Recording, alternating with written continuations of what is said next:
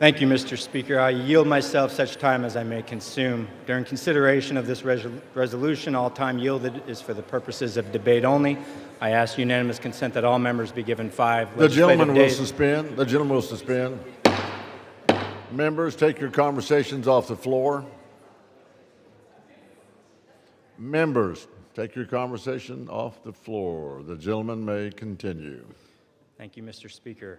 I yield myself such time as I may consume. During consideration of this resolution, all time yielded is for the purposes of debate only. I ask unanimous consent that all members be given 5 legislative days to revise and extend their remarks. Without objection. Thank you, Mr. Speaker. The Protect America's Workforce Act would overturn President Trump's executive order from March that ended collective bargaining rights for roughly 1 million Americans who work for the federal government. Since the order was made, the administration has ripped up more than 700,000 union contracts. The order was the largest act of union busting in American history, and it left our federal workforce more vulnerable to unfair treatment and political interference.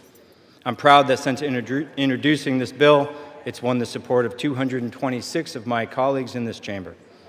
This majority includes Democrats and Republicans who recognize that collective bargaining is not a partisan issue. It's about fairness, dignity on the job, and a voice in the workplace. In his order, President Trump said ending collective bargaining was about protecting our national defense. But in my district and many others, affected workers build our warships and care for our veterans. These workers make our country safer and stronger every single day. America didn't vote to silence these workers, but this bill gives all of us a chance to restore their voices. Every one of us in this body was sent here by our constituents to represent their voice in Congress. While the majority leadership has broad prerogative to set the calendar and control the flow of legislation, no one here believes they should have absolute power to determine which bills see the light of day and which don't. The discharge petition process exists to give members of Congress some agency. It's a release valve to ensure that good bills with broad support cannot be held up forever by a leadership team. It gives us a fair shot at building a coalition to do the people's work and get an up or down vote on the floor. That's exactly how my colleagues and I have spent the past several months.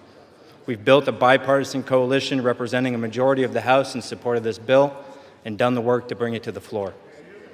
I know that none of us ran for office with a vision of governing by discharge petition. Most of us long for the return of regular order, where bills are assessed in committee, seriously debated, and given a vote. But here we are. As it stands, we must use every tool available to do the people's work. I'm grateful to my 8 Republican colleagues who co-sponsored the bill, led by my friend, Congressman Brian Fitzpatrick of Pennsylvania, and to the 5 Republicans who signed the discharge petition to ensure that this chamber would hold this vote. If the majority we built over the past few months sticks together, we can overturn this union-busting executive order, and we can show America that this body will protect workers' rights. I urge my colleagues to vote yes on the rule. Let these workers have their day on the House floor. Give them an up or down vote. They deserve that much. Thank you, Mr. Speaker. And with that,